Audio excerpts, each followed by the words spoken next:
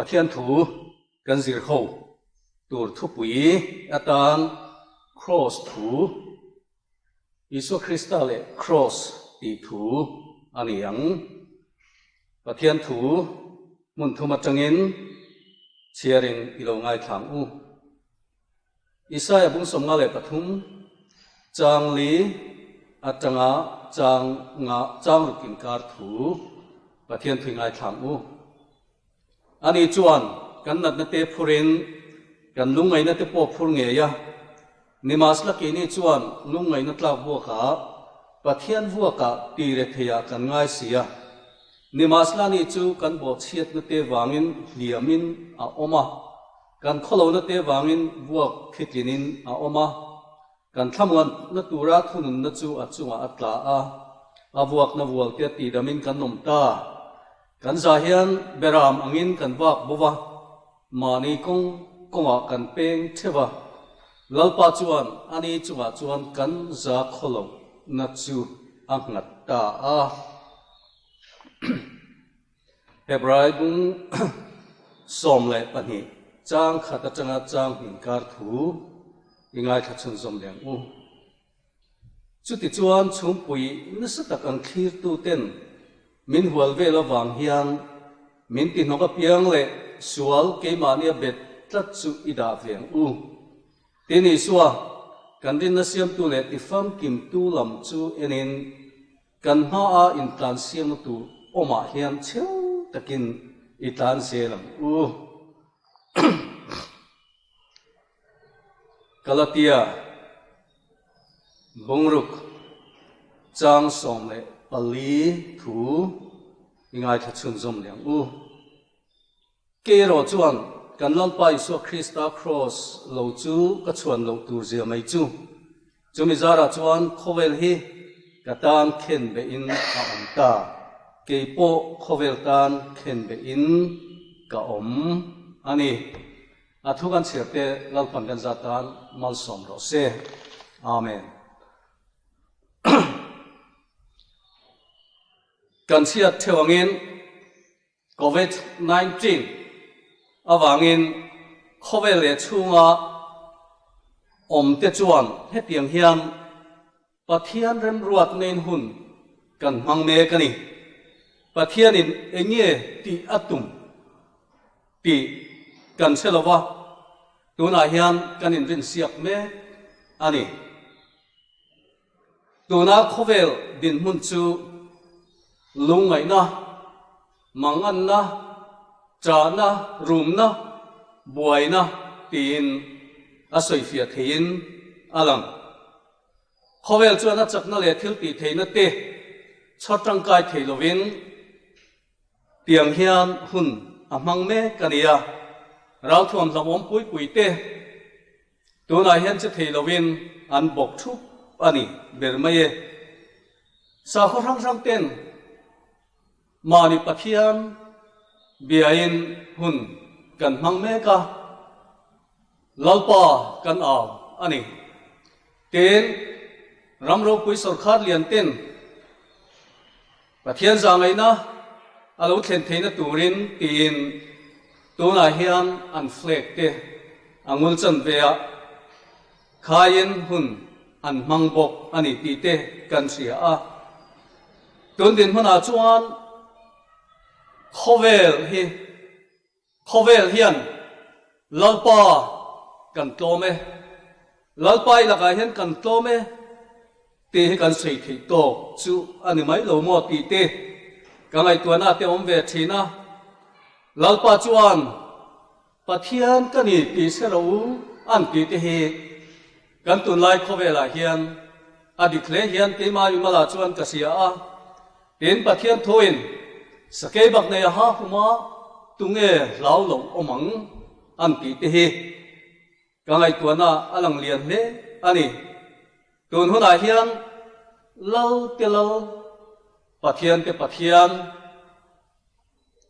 kani te tu pathian cho tu na hian kan zinga kan nena tharau khiang lemin ave rengani nang le ke ma mo te min pe turin tharau khiang him chuan tuna hian he tiang hian min pol me kani cross thu Isua Krista le cross ti hi tunlai kan khovel din huna hian aya poimo hi a omangem o ti te kangai tua cross kan damna fam kim ti te karel ruwa aleng lian le ani ti chuanin kan ngai tua a kan sir kho atam cross thu cross ta thian thial ti theina ti ten kan ngai tua na khalo mangta ila kan dam na cross thu hi asoi tama piang te tharau lam na an liminan lom thin ti kan sia a cross thu ngai vena soi tama cross thu ngai thatu tenun a limina lom thin a thamuang thin ani ti te kan soi to thin na cross thu hian ril ru a khoi chen in mitui po loma wangin aren lova aluang chuak thin min laliswa Krista cross thu cha ani nang takasia chuam anun adang lam thin ani cross thu wangin metam takin ril ru taksa tharau nuna damna anchang tua mi samtam takin cross thu wanga am damna te chu pathian chatuan rem ruat na wangin he khovel hi thamwang taka chua sanin tuna hian ro puina rama minom santa ti te kan sia a mi samtam takte ro chuan he khovel hi lim le lungoi takin tuna hian an lua lumme kani bolan galatiram mi ten hena ke ro chuan kan lalpa Isua Krista cross lo chu ka chuan lo tur zia mai chu chomi zara chuan khovel hi ka tan khen be noma ke po khovel tan khen be in komani tia soi he voina hian ngai tua tharle ta ila se tharle ta ila kan lalpa Isua Krista cross he nang le ke thiam chan na kan moi na le kan ro pui na kan thamwan na le kan chol na kan thil pi the na le chak na kan dam na fam kim chu ani chawang chuan voina hian e hun tong te ka hun tong te khowela thil thleng me te ngai toin cross ikir liam u Isua Krista cross voina hian ikir le tiang u tin kanin som ani hetian te hian pathian thu ngai tha chun zom zel tai la cross thu chuan huai san na min pe cross thu he kan huai san na kan thil ti theina kan lom na kan chak na ni ti kha kan soi towa tun lai khovel thil thleng hian mising ril ru na satakin asoi dang lama tu tema indem tur kanom chuang love mitam tak mang thabar lungayen tuarin tun huna hian he khovela hunan mangme kani mitam tak te chu cholo na le beidon na wang ten an nuna buaya chanchin kan siat na dana te chuan in chong sa chang ten an zuang tha ti te tin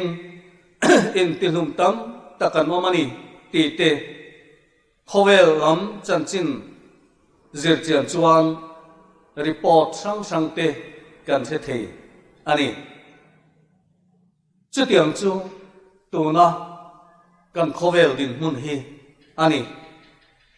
tir ko te thel te bung le thua kham he tiang hian pathian thu kan muani Peter le Johana huai sen zia rorel tu te ho tu te na an mu khan mak an te lea an ni pani he le kha thiam lo mi mo tak an mi si enga tinge he tiang takan huai sena thil an ti theile tin zona an siamani le kha siak tu ho tu te rorel tu te chuan Peter le Johanna chu ko falin an sil hawa la le so Krista thina le thole na chung chang thu pathian thu te he helai hona hian in soile to tu ani lo in soile ni chuan in tan a thalawanga tin in chunga in po thil theng thei ania thina te po a theng thei ani tin an vowa nimasla chang som le pakwa som ni thu kan sia chuan he tiang hian Peter le Johanna chuan pathian thu somain nang ni thu som he adik zo khang mo ke ni zong kan thil mu le chiat hi soi lovin kanom thei lovani tin an chang ani cross thu akhal kal to nun nei tu te chuan he khovel athil kheng chi sang sang te khovel le chunga har sat na le buai na lo hen thil te hian an nun he ti buai ve to lovin chu cross wana khal kal to awangin eng pon chunga lo thing don po ni sela tharau thiang lim tran puina awangena ne na le thel ti theina chu lalpa awmani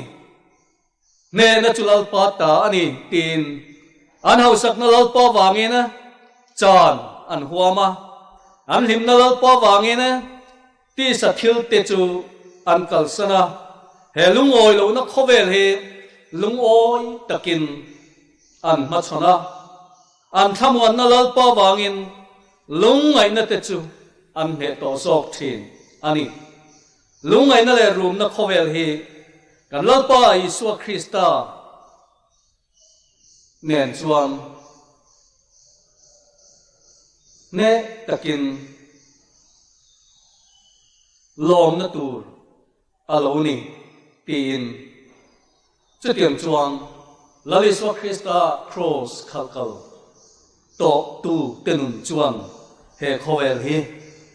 an chole ani apanina chuan pathian thu chuan thamuan namin pe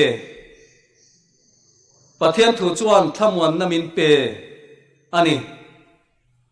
tuna chuan kan soile lokanga khovel khoilai mun po aruakin are rui tamai nungcha tetan zalen na zalen taka antla chuana mun ani ti ten soi tai la adik thei tho maya kan chong sualo soi sualo tura ngai ila shevei tuar mete en kol na huna boile chule emin mangang takin thabarin chutiam chuan hun an mangme kani lalpa mangai ten ti tun kan din muna hian kan se thei ani te tiam te hen khovel mun zau zo ka chuang ramchang kam zo ka chuan hun ten mang thin ti te kan sia a mi the than wala tha tu te chu army former in chain army ten natna sit kai lavin in ve reng chungin le ni big te nen than wala anin thani ti te kan sia alung sia thak le mai Mizoram ma nge po thina kanin tuar pui sun pui dan kan tlom mai na te chu tona hian man thei lovin khar khipin a omme kani kan tun lai khovel hi anin thak dang lam ta anin thak thing ta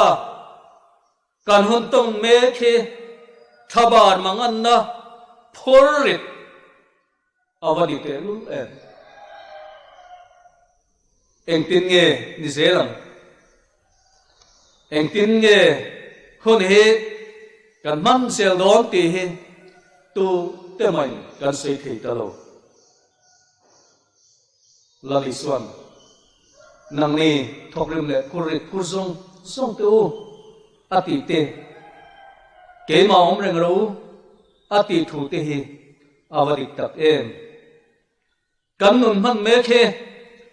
angai na kan selowa ati ngai na kan selowa hetiam khian kan om ringot mai ani lali suan ama ringa across put puya anong zoi tu tedin mun hetiam hian chiang takin minsil ani thamwan na kan nu chia chu kema thamwan na ka pe chu khovelin apek angin ka pek lo chu hi en then lung mangang su se lau po lau su se tin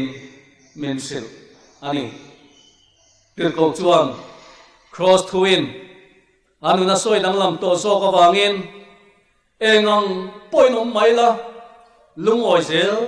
ka ching to sia ati faklasiam tu chuan lali suwa cross noya chuan om hun kalorema ka thachau tan lungpui hlim nuam ha cholna ania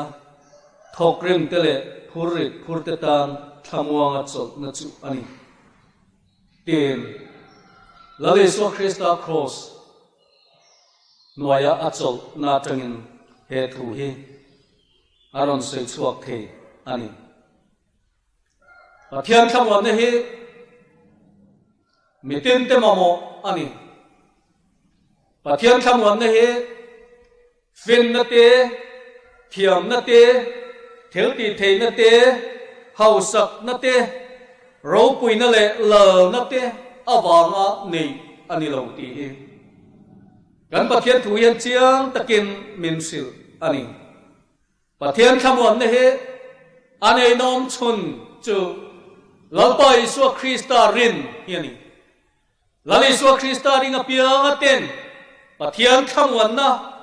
an changani ti hi pathian thuin na minsil da ani lali suan khowela hian se omin in om thin thamwang takinom ro kein khowel kangam ta atia wangin lalpai suwa Krista cross a thi pui to tu chutiang ang nun nei to tu te chuan cross chu za pui lowen lungai na le mangan na huna an tuar na huna chuan thamwa takin an tung ding to so thin ani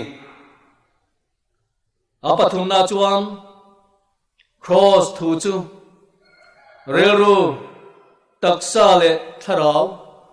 damna ani cross thu chu relru taksa tharau damna ani faklasiam toin ile khabu thiang hi maziak nin khovel hi buaita khovel som na le lungai na hiam pa mel min mu tirla tin ring tunun khovel hi indo na khovel ani zia chiang takin he la thua tang hiam aram tar lamni kan soinon le dua tuna khovelina thilton me ka hian me samtam takte chuan relru taksa tharauna harsatna buaina tokin dam lowen hun an mangne kani cross thu hi nghe nè cross thiếu tì thế này nghe nè kan lo pa Isu Krista cross hi nang le kia tan kan dam na kan lim na kan moi na kan ro pui na kan thiếu tì thế na kan chol na le kan thamwan na chu ani ti he pathian thuina min sil dan chu ani pathian le khathu chuan rom bung som thua to po ama ringa piang an mual pholovang to po lalpa ming lama piang te chu chan damin an omang tin min sil ani kaunam tak cross thua wangin kan soita kang khang mi santam takin dam na changin he khoweli thamwang takin ro poina rama min hosan to ani mi santam takte chuan he cross thu thil ti theina wangin he lungai na khowel a hian tharau khiang lim thamwan na le tlai suaina en kol na le sir te na wangin thamwang takin hun an mang ne kan nun na le thina chunga hian ro rel tu pakhat chau om chu chul pa ani to nai din hun na trong khang inen fiala eni nang anga pom tu che eng lai po tha tham ngai lo che elama chang ring lau pa chu elel ruwa chau ber lai po chan pui tu che ese om lai ber po a ang chunga pom tu che ani hongai na wangin azangai na wangin ene nang angina pom che a thamwang takinom lo kain khovel kangam ta e atiani chutiang apom tu ene nang angapom tu chuan chumin hena chuan emang an na thu te thlenro lalpa Isu Kristan hena chuan emamo te thlenro ton hon he lalpa minglam hun ani ton hon he lalpa lama kan chan hun kan lama chang lalpa lama kan chan hun tak chuani e pathian thuin to po lalpa minglam piang te chu chan damin an oma tin men silani enat na le ituar na emangan na le ilungai na changin lalpa minglam la chan damin i omang ti pathian thu ani ato pera chuan palina cross thu chuan chunglam min thir ti thi cross thu chuan chunglam min en ti thi en tur tak Isu Krista min en ti thi ka soinon le du kan khovel kan thir chuan engkim mai hian omzia ani talwani ti hi achianga khovel ram changkam ten an chapo poithin an ral thuam an thil ti theina an chak na te chu che thei lovin abok thu ta ani engwang ye niang le tunai kan khowela hian enge ni mantla tin soidom taila hetiang hian kanin zirtira khoel chu hetiang hun mang tur hian khar khipin au me kani chung te chu enge ni kan ti chuan stay at home tia social distance kan tia lockdown kan tia chu tiang chuan kan tun laya khowela sileng me dona tan heng man ruwa pathum te man tla kan yang tin sia tirin kan oma kan mang me kani mani theo nun en tin nge kan man o ti te kai tu na om ve tu lai kan hun tong awanga in lama kom na changin thil tam takte kai tu ve en tin nge hun kan man chino ti te mani theo nun chan him nan khowel chuan ina tom ro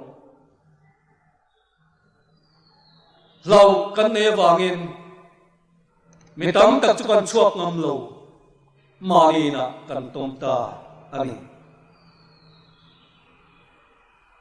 kan ti sanun dam na tan hian nge ni poimo he hun kan man mer la hian kan tharau nu na hian enge ni kan din mun ti te kangai tu na te alang lian le mai ti sa le tharau nun chan dam nan he hun hi mang chang kai theo tuin kan in du sa phok na siam tuin hetiang hian min sil isua nei ka du so thil dang song ain khovel song ai point tin min sil ani pathian thu chuan adu bel chu atan le kan tan tun he ani tun he itan apoi mo tun hun he pathian tan po poi mo ani tun hun he itak sat dam nan apoi mo tun hun he itharau dam na tan po apoi mo ani pathian thoin ngai te tun hi hun lo mom chu ni a ngai te tun hi chan dam na ni chu ni tin min sil ani lali suan cross lera oring takin kapa katharau kakol tirache kapa katharau kakol tirache ati kha kantan nun na ani nang le ki tan nun na ni Krista thi na chu nang le ki tan nun na Krista thole na chu nang le ki tan thole na le nun na chu ani lalpa chu fakin om lo se Hebrai bung som le pani thua khan chumpui na satak ang khir tu ten min hual vela wang hian min tin ka pial le sual ke mania bet tla chu dain isua kan din na siam tu le tifam kim tu lom chuhin kan mai tan siang na turo ma hian chel takin tlan zel u tin min sil ani helai thu hi apoi mo he mai helai thu hian sia tir zir tir mi atum dan chu hetiang hian chum pui na satak ang tia helaya an soya hi chum pui na satak ang khir tu ten min hual vela wangin ati hi lale suwa Krista ring tu te Krista wang thiam chang te pathian ram lota Krista ro lụa pui tu te van rama ring tu kalma sa te tin asoi fia thei boka ti chuan van hun atangin chutiangang ring tu kalma sa te chuan min thi ringa ti chuan tu na kan din mun lali so Krista ring tu te din mun le om dan kan chet tat dan zong hi an mu veka ti chuan he tiang hian min tin hoka piang le sual ke mania bet tlat chu ida veng u tin e so kan rin na siam tu le ti fam kim tu lam chuenin kan main tlan siang na tu ro ma hian chel takin tlan se lang u tin heng lai thu te hi tu na kan thil ton me kan chunga thil thleng me awang te hian min tinok nang mani tinok tu khovel le chunga thil thleng a sual bet tlat imang an na le hlauna ilungai na le buai na te chu ngai ven lovin en reng lovin e suwa nangma ring tu ni na din huna sang kaya ama ring thei tura rin na siam sak tu chelal pa chu enen Isua Krista chu ring ro en ro imang an na te chu en su e chunga thil thleng te chu en su Isua eren a chu en la eren Isuan itana tuar na le thina thole na te chu sering la ngai venin en tur tak Isua Krista chu en zok ro tin helai thu hian min sil ani voina hian thumhalama kan soita kan khan kan chunga thil thleng he si lawom tak maya wang hian sa khorang sang betu te chuan kan pathian kan aw me kani Isua kamena lalpa min tan puiro lalpa idu da nangin min nun tiro lalpa min khongai ro lalpa iro rel na wang hian hei thil tia wang hian kan tlome lalpa min ngai da mang che tin van pathian chibai kan bu ka chu tiang chuam tun hun hi kan mang me kani ole atop na kan soi du chu kau nau du ta ama nga ya sung tu apiang tenen in la thin lale so Krista chu aro pui na le thil ti thik na ne ro rel turin a local thuai don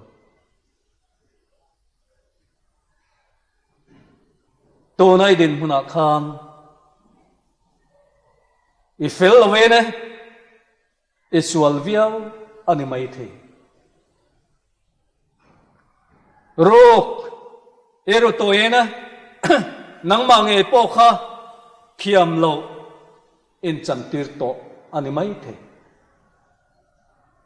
chutiang bok ena to na khan thabar mangang takin eom ani mai the enat na wang khan I buaya I mangang po